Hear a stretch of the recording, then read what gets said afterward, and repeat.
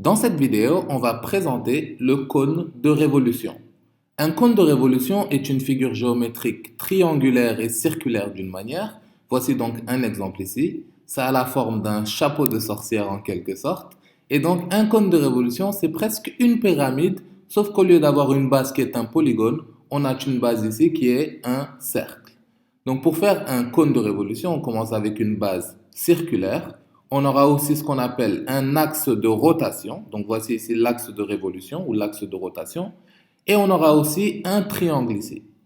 Et on va imaginer que ce triangle va faire une rotation autour de notre axe de révolution. Par exemple, voici ici le triangle qui fait un tour tout autour du cercle. Et de cette manière, ça va donc générer le cône de révolution à ma gauche. Donc le vocabulaire qu'il faut connaître ici, dans un cône de révolution, c'est qu'il y a donc un sommet qu'on appelle S et par lequel on rejoint tous les points du cercle en question. Il y a aussi ce qu'on appelle le rayon de la base, donc le rayon du cercle de base.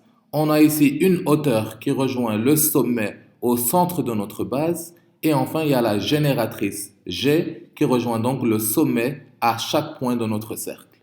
Dans un cône de révolution, il existe plusieurs génératrices et donc en rejoignant ce sommet à n'importe quel point du cercle, je crée une génératrice ici.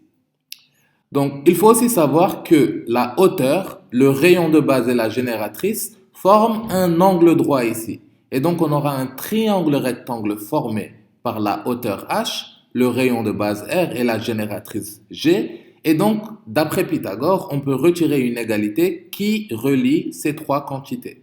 On a donc G au carré qui est égal à H au carré plus R au carré. Donc la génératrice qui est l'hypoténuse de ce triangle ici, c'est la somme des carrés de la hauteur et du rayon.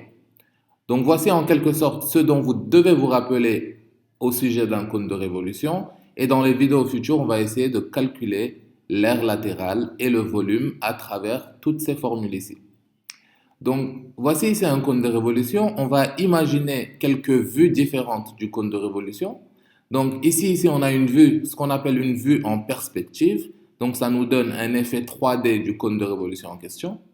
Si on essayait de regarder le cône de révolution de bas, si on regardait tout en bas d'un cône de révolution, on verrait tout simplement un cercle. Donc, la vue de dessous nous donne tout simplement un cercle, le cercle de base en question.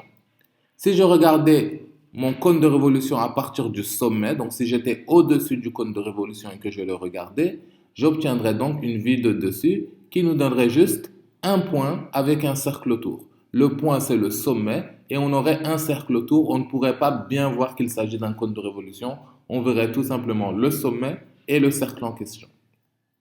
Enfin, si on regardait notre cône de révolution avec une vue de face, donc si on regardait juste un côté du cône de révolution, on verrait tout simplement un triangle. On verrait donc ce triangle formé. La base du triangle nous donnerait une sorte de cercle. Ce ne serait pas parfaitement un triangle. Mais si on était parfaitement de face, on verrait un genre de triangle ici.